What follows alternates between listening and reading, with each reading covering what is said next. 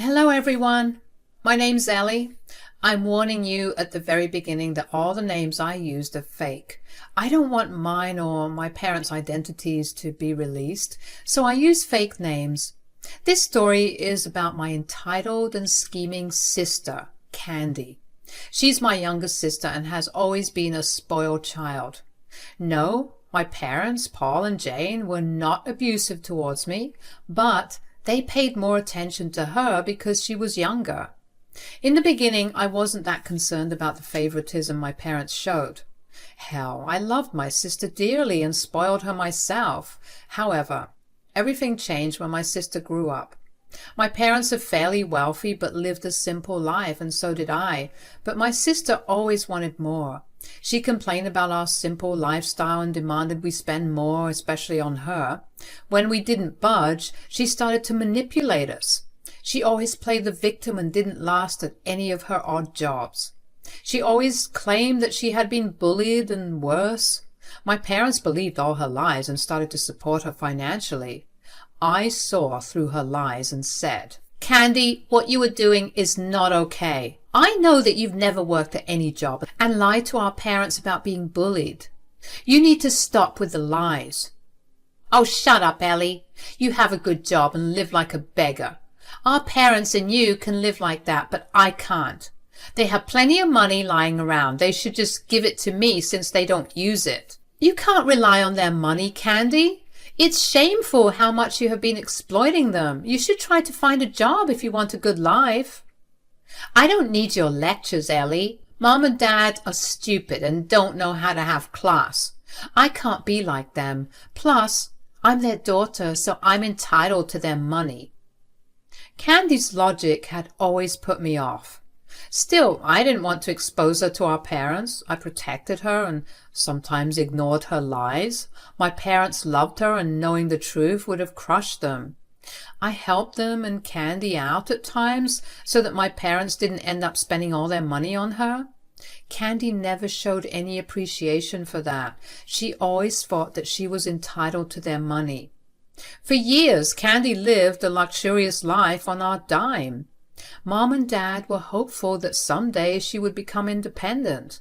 But that day never arrived. Candy continued her horrible lifestyle while playing victim to our parents. They swallowed her lies because they trusted her. What was worse was the fact that Candy cared nothing about me or our parents. That became clear very soon.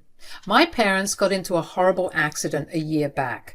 They were in critical condition, and the doctor told us that the chances of survival were low.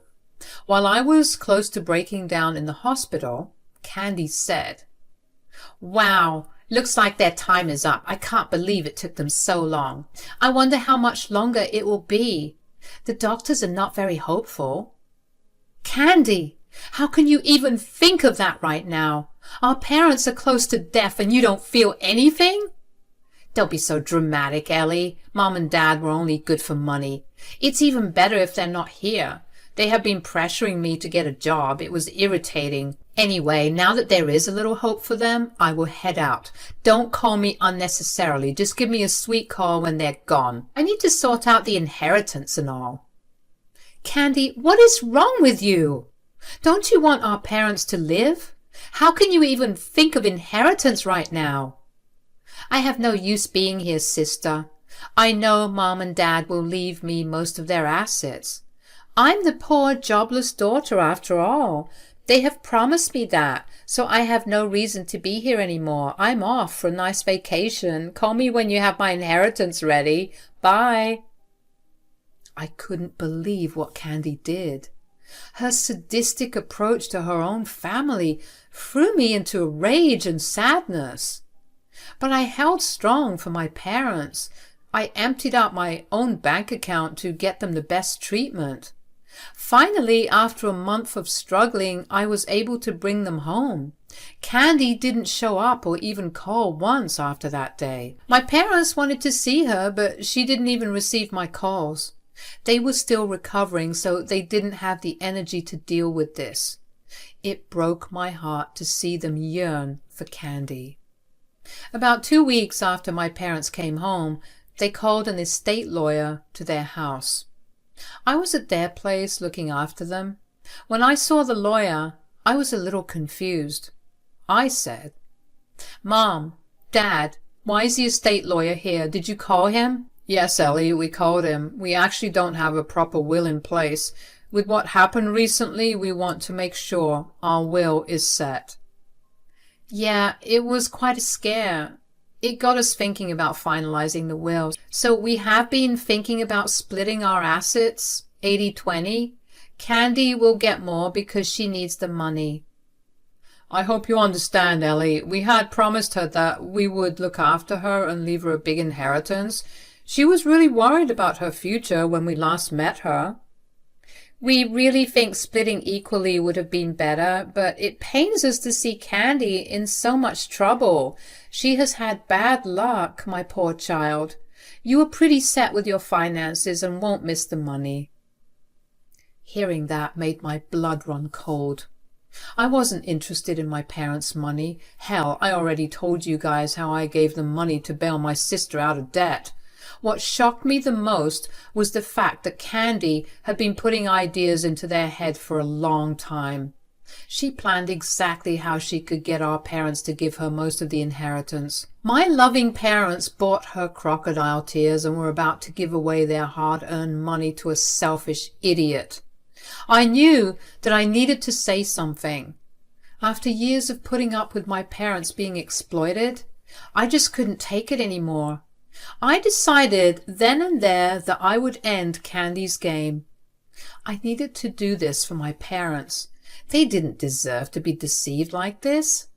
I said, "Mom, Dad, I think you should reconsider your decision.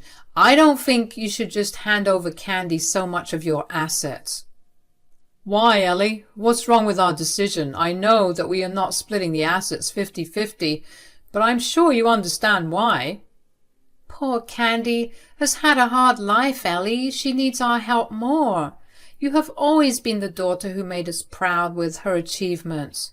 You even have a comfortable life. Candy simply needs the money more than you." "Mom, Dad, you have it all wrong here. Candy is not the person you think she is. She acts to be poor and unlucky, so you give her more money." "What?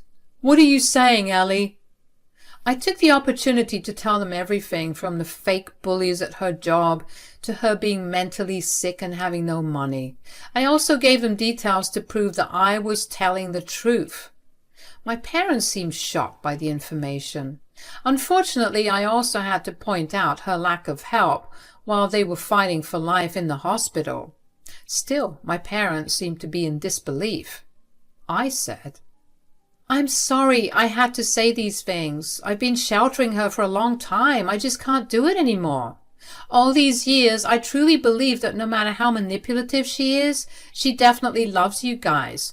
But after your accident, her true face came out to me. I can't and won't protect her anymore." My parents refused to believe that Candy would be so cruel. It broke my heart to see them in such deep denial. I knew that the moment they realized the truth, they would be devastated. I almost gave up on the truth, but I didn't back out of speaking about Candy. My parents didn't deserve to be deceived like that. So I said, "I know it's hard for you to believe this. I wish it wasn't the truth and Candy was a nice person, but think about it. Mom, Dad, did Candy call you even once when you were in the hospital?" "No, she did not. But what if she was busy looking for a job? She had promised that she would find a job and better herself. Maybe she was just struggling and desperate to find a job, so she didn't get the time to contact us." "I don't think that's true, Paul. I looked up her social media yesterday. She's having a beach vacation 2 states over. I guess Ellie is not far from the truth."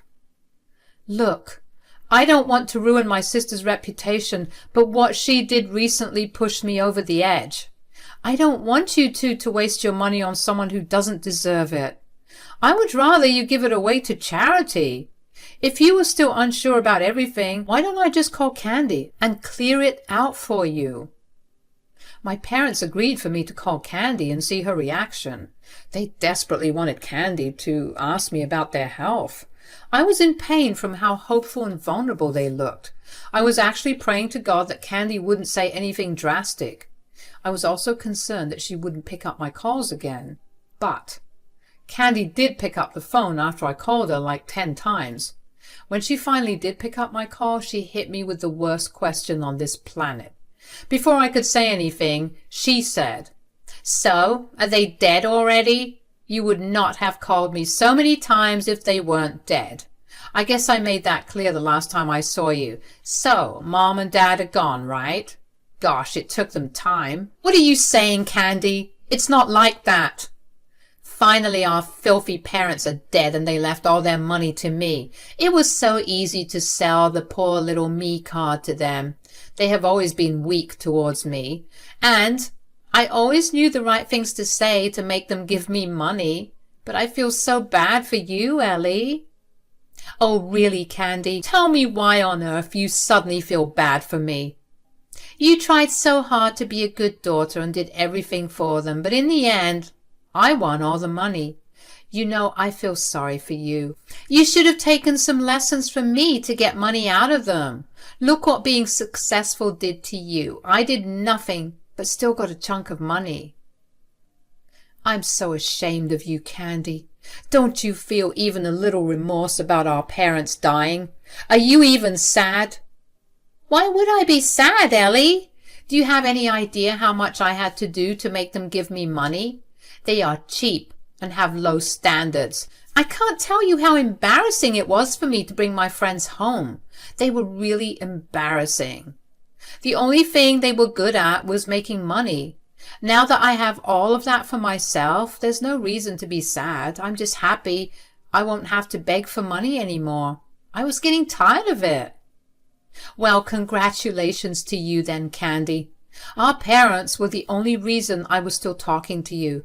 Now I have no reason to stay in contact with you anymore. As for the money, you can keep it. I never ran after it anyway." "I don't care if you don't stay in contact with me, Ellen. Just know this. I won't be responsible for the funeral or anything. It's a waste of my money. Since you want to be a generous daughter, you can handle it yourself." Candy said that and went on laughing about it. My parents were horrified at what she said. To be honest, I didn't know that she would be so cold about the news I gave her. I was shocked to see her reaction as well. As for my parents, their horror soon turned to anger, which was clear on their faces, and this time I took the opportunity to tell Candy how wrong she was. I said, "You really do have everything planned, don't you? So quickly you assumed that our parents had died. Well, let me tell you this, Candy. They are very well, and sitting right next to me. In fact, they have heard the entire conversation." "You are lying, Ellie. Mom and Dad were in a terrible condition after the accident. There is no way they recovered from that so fast. Hell, even the doctor said that there is no hope." "The doctor said that there is little hope, Candy. You heard that one line and flew away to celebrate your impending inheritance. Not once did you check up on them to see if they have recovered. How would you know they're alive?" "This is nonsense, Ellie. I'm sure this is some scheme of yours to take away from my inheritance. You must be jealous because our parents left everything to me." This is when my dad and mother decided to pounce on Candy. They were mad and ready to erupt. I could tell that Candy had truly broken their hearts. While they were very loving parents, they were equally strict and did not take disrespect from people. They said, "Me and Jane are both alive and well, Candy. Thanks for letting us know what you think of us." "What? Dad, you're okay? Oh my God, I'm so glad you're fine. I was dying from worry and pain. Is Mom okay?" "Do you want to know if I'm alive?" "Yes, Candy. I'm alive and fine. It must be a sad blow to you, isn't it? And no, you are clearly not glad that we are alive." "Mom, What are you saying? Of course I'm glad that my parents are well. This is all I always wanted. No, Candy, you clearly didn't want us to live. You never visited us or tried to meet us at the hospital. Hell, I even saw you reject Ellie's calls when she reached out to you. Now that you finally picked up, you immediately assumed we were dead. And you seem very delighted by the idea of us dying. I mean, who wouldn't want their filthy parents to die, right, Candy? No, no, no, Mom, Dad, please listen to me. I don't know what Ellie told you guys. She must have filled you with some lies about me. I swear I never said anything like that. I couldn't come because I was busy trying to find a job and feed myself. Don't give us those lies again, Candy. We've seen your social media posts and you were on loudspeaker all along. Candy panicked and immediately hung up the call out of fear. She must have realized her stupidity and was starting to freak out. She then very sturdily called me back to scream at me. She said, "How dare you put me on the loudspeaker, Ellie? You did this on purpose. You spoiled my image to our parents. Now I will have to beg and plead with them like a beggar to get back in their good grace. You were the one who showed them the social media posts, right? I hate you. Dissing on Ellie won't do you any good, Candy. You were still on loudspeaker. And we heard all that again." Dad, Mom, please listen to me. I didn't mean to say those things. It was a coping mechanism. You know, I'm having a hard time in life. I just snapped and said some stupid things. Stop trying to manipulate our parents again, Candy. You have absolutely no shame after insulting our parents and planning to enjoy their inheritance. I know this is all you could ever think about, Candy. Their inheritance is the only reason you have been acting like a poor girl with no money. There is no use for the drama anymore, Candy. Just so you know, while you were busy celebrating our death and taunting Ellie, we were sitting with a lawyer. What? You're talking to a lawyer? Is it about... Yes, it's about our will, Candy. After what we've witnessed today, I think Jane would agree with me that we no longer want to leave you anything. Right, Jane? Absolutely, Paul. There is no way I would leave anything to an ungrateful child like Candy. What you have done today was truly disgusting, Candy. I can't believe I raised a selfish and cruel woman like you. Mom, Dad, please don't do this to me. I slipped up and said some things I regret. I'm sure Ellie understands why I did it. I was under a lot of stress. I started to laugh at Candy's attempts to recruit me. Yes, it's true that I often helped her get out of trouble. She is my little sister, and I did want the best for her, so she naturally assumed that I would help her get out of trouble this time. What she didn't know was that I had no intention of saving her anymore. I was done. I said, "I have covered for you a lot of time, Candy, but this time you have taken it too far. You literally wished upon our parents' death, Candy. How can I support that?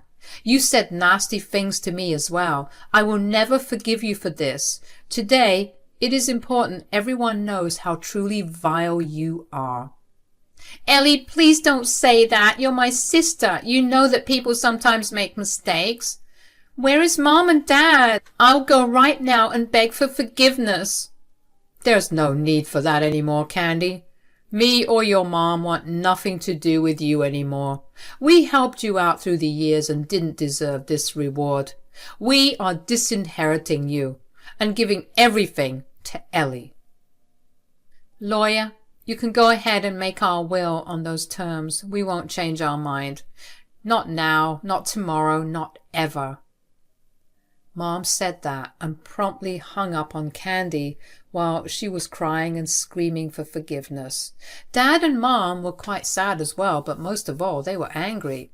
I tried to comfort them the best I could. I also told them to make their decisions after long consideration because I didn't want them to regret disinheriting Candy. My parents heard that and started to cry. They said that they finally realized how much they had neglected me and taken me for granted. I assured them that I held no anger. Dad and Mom still went ahead with their decision to disinherit them. Around 2 days after the incident, Candy showed up at my parents' place. She was on a trip with friends and needed time to come and hound them in person. She did continue to harass me and my parents through calls and texts, and when Candy arrived at their door, she looked really disheveled. I guess the gravity of the situation finally dawned on her. She begged me and my parents to forgive her. However, Dad told her to leave the property and never come near them again.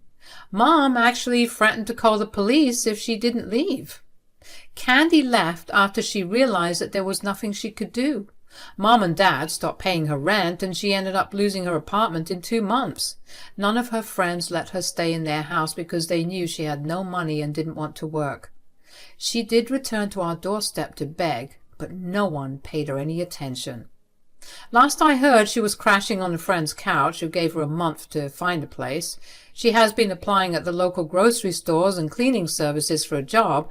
I don't know if anyone will ever give her one because by now everyone knows her character.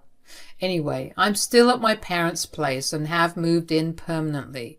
They are struggling both mentally and physically after the accident. I'm doing my best to take care of them, and the three of us are as happy as we could be under the circumstances.